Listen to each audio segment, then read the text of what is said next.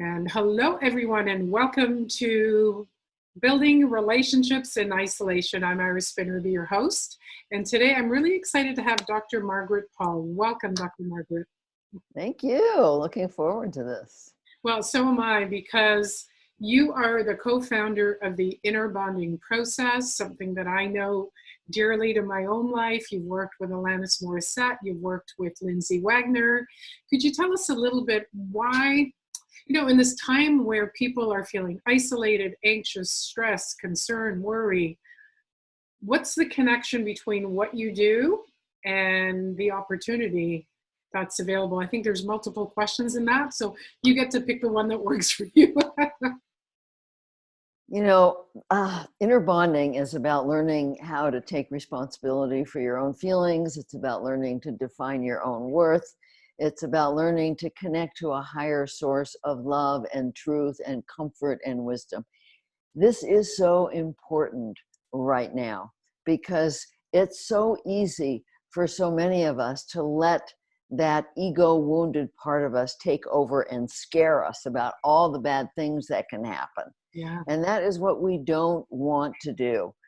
We actually have a fantastic opportunity right now to take the time that so many people just don't have the time to take, to go inside and get to know ourselves. What's so important here? One of the things that's so important here is for people to start to get that they are not that critical voice. They are not all the things they've learned as they were growing up to protect against pain. They are not what we call the ego wounded self, that we created this as part of our survival, but it's not who we are. And who we are is this beautiful soul in us that basically got hidden as we were growing up, because most of our parents couldn't see who we really are.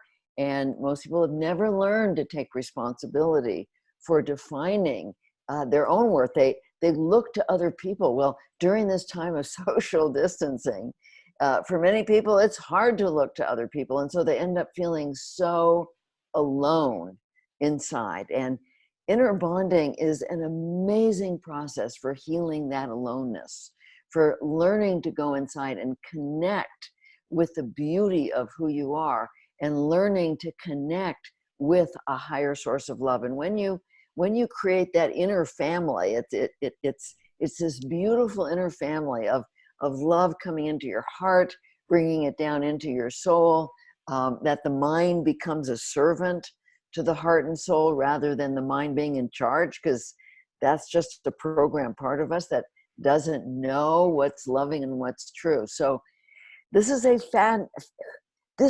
fantastic time for people to be learning the 6 steps of inner bonding, which they can learn on our website for free. If they go, they can take a fantastic free 7-day course and begin to learn this process that will be so helpful during this very, very challenging time. I've been so gratified in my own inner bonding process that I don't feel much stress, that I've been in a lot of peace, and I've been guided into thinking in ways that help to manifest what I want rather than put me into fear. And that's what people need right now. All right. So for people who do want to do the quiz, listen to the guidance, what is the website? It's innerbonding.com. Perfect. Now, can we talk about the 6 steps to inner bonding? Yes. So the first step is learning to move out of mind focus and into body focus. That soul self, you can call it your true self, your essence, your inner child, often communicates through feelings. And our feelings are an incredible guide in terms of what's true and what isn't, because our feelings of anxiety and depression and guilt and shame and anger and aloneness and emptiness and jealousy let us know that there's some way that we're operating from false beliefs and we're abandoning ourselves.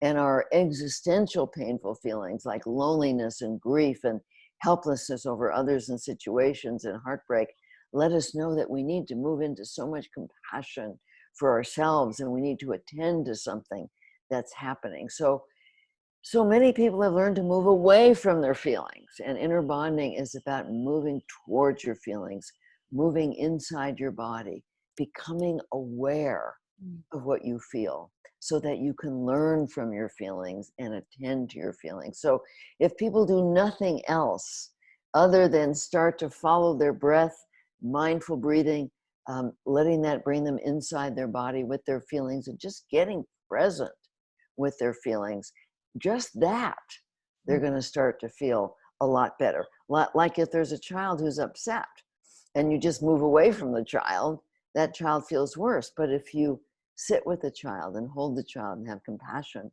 for the child, just that makes the child feel better. So it's the same thing on the inner level, sitting with our feelings, being with them with compassion. That's step one. And then wanting responsibility for them. So in step two, we breathe into our heart and we open to learning about what we're doing or what we're telling ourselves that may be causing anything less than peace or what's happening externally that we need to attend to.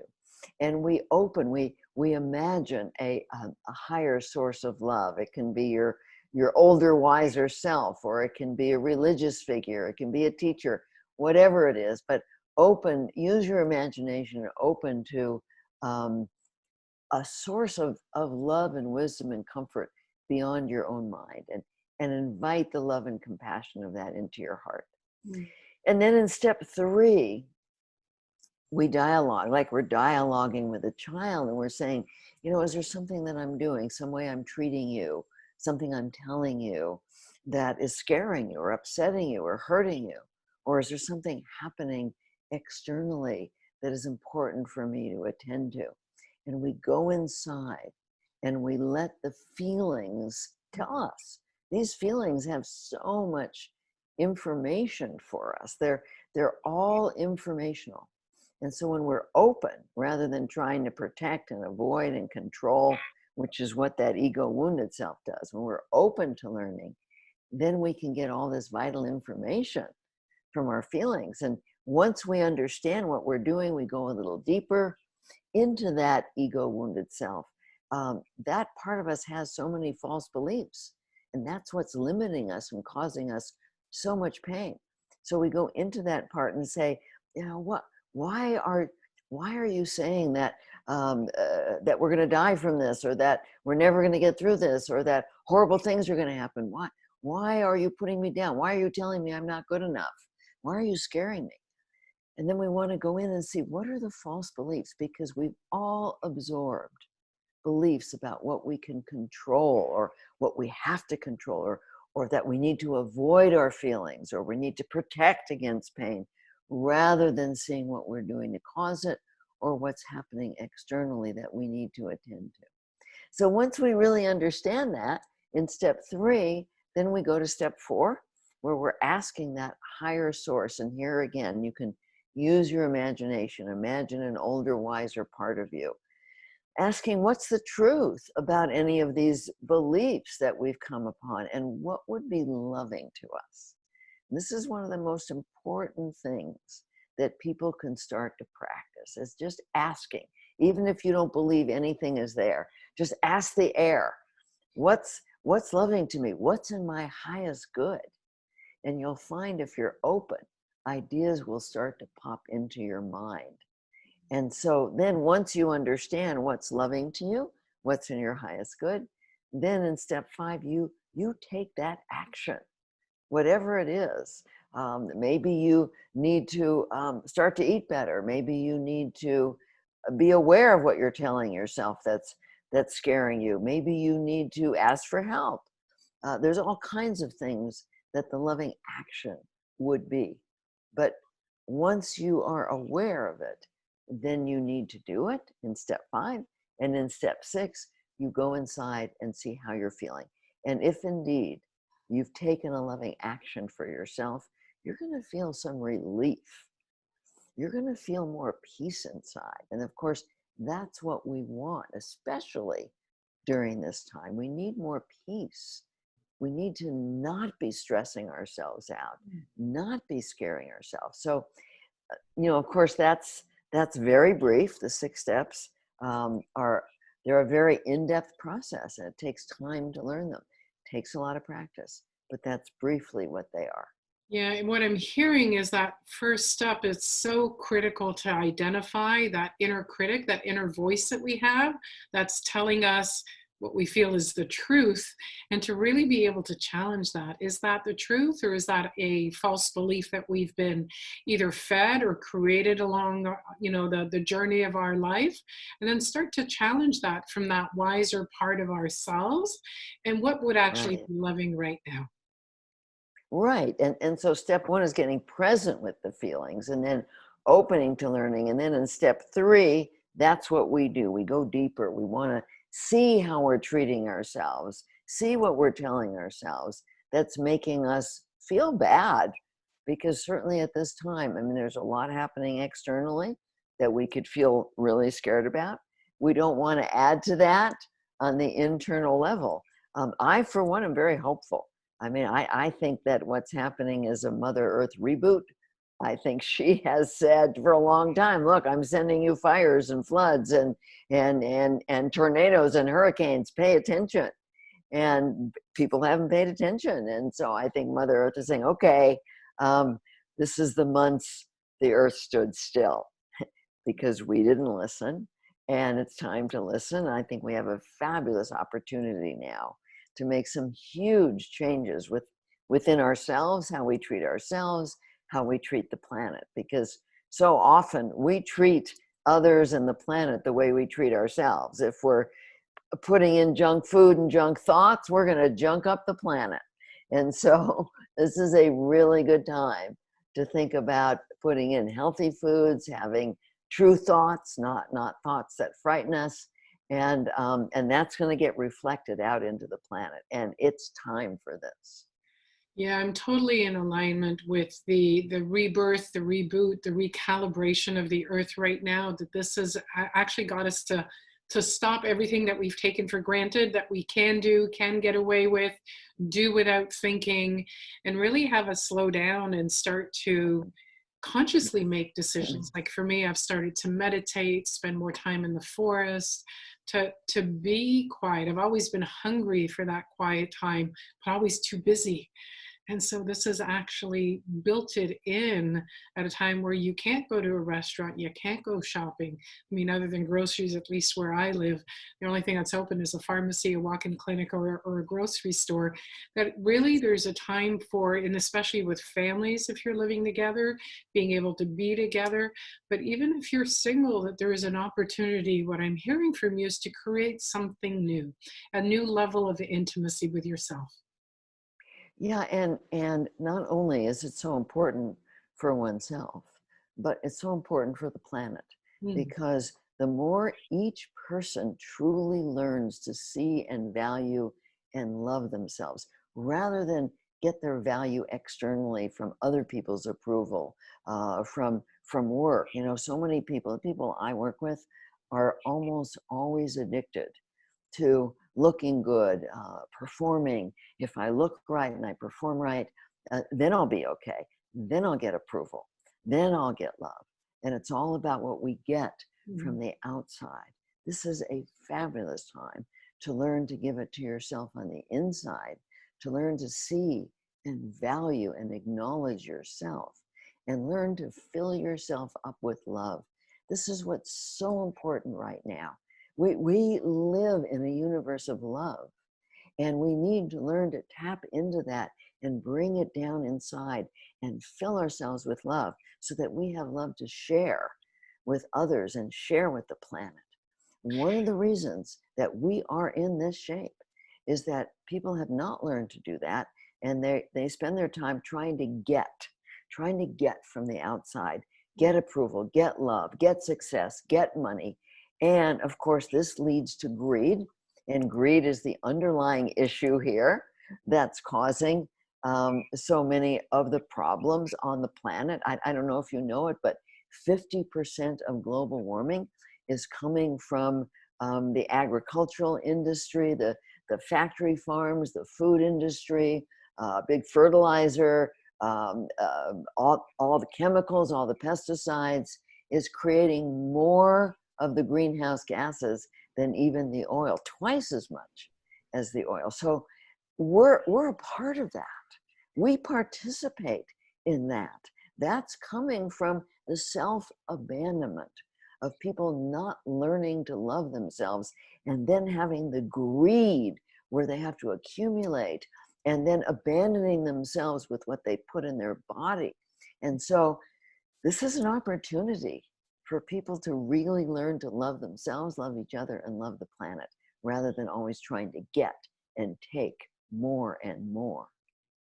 Yeah, I really do see this as a recalibration. So let me give you an example. One of my clients is really feeling the kind of devastating loneliness of not being able to touch another human being.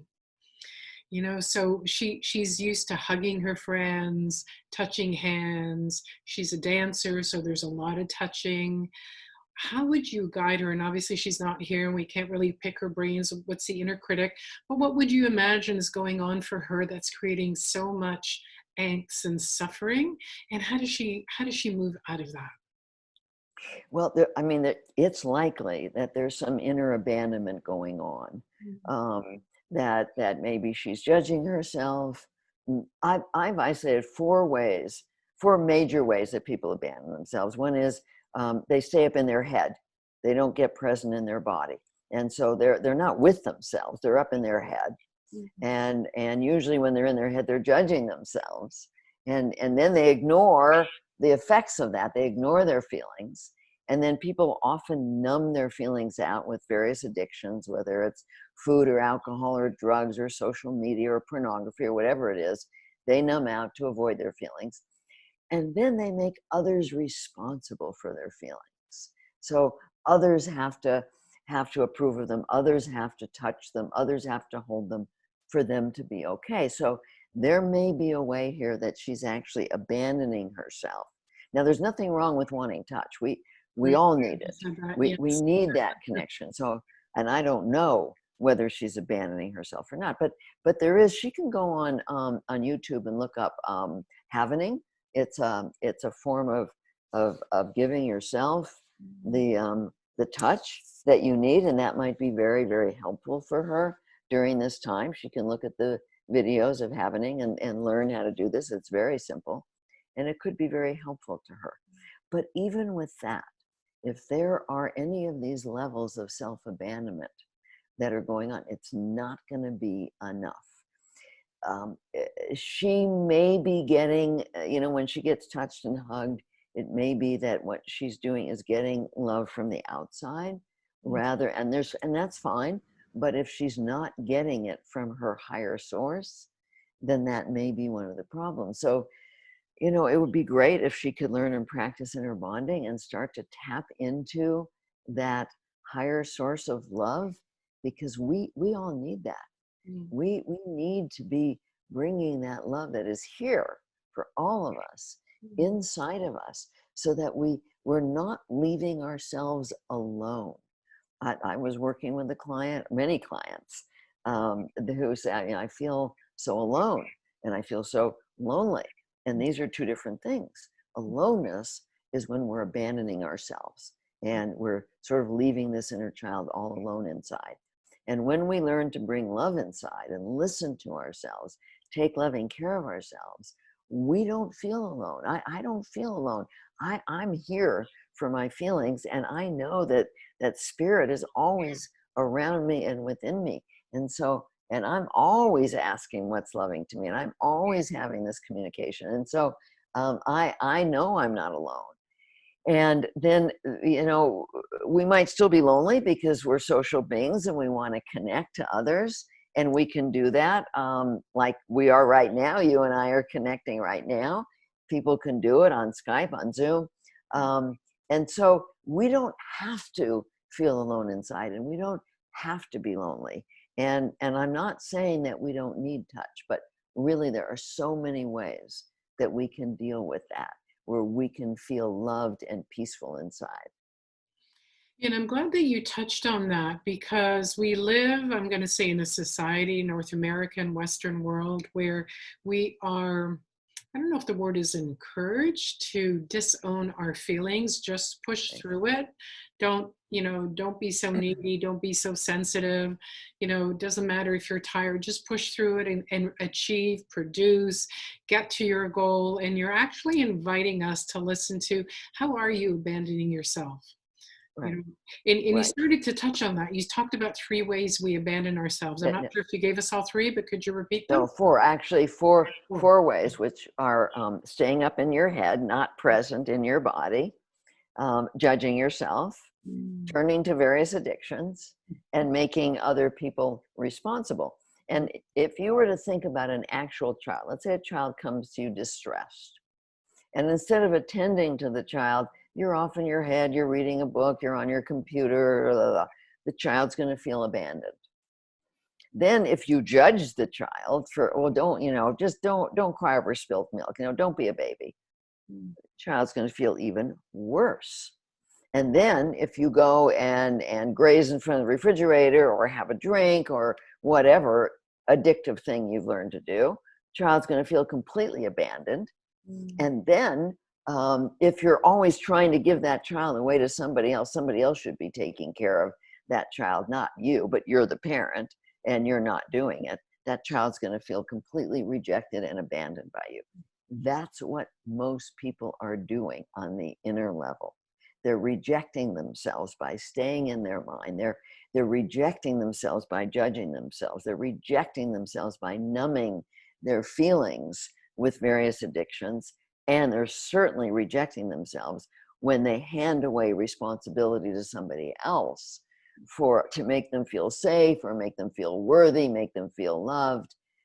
Such deep self-abandonment that so many people have learned to do. And then they wonder why they feel bad. They wonder why they don't feel loved by anybody. But so often people tend to treat us the way we're treating ourselves. Yeah. So if we're rejecting and abandoning ourselves, that's what we're going to experience.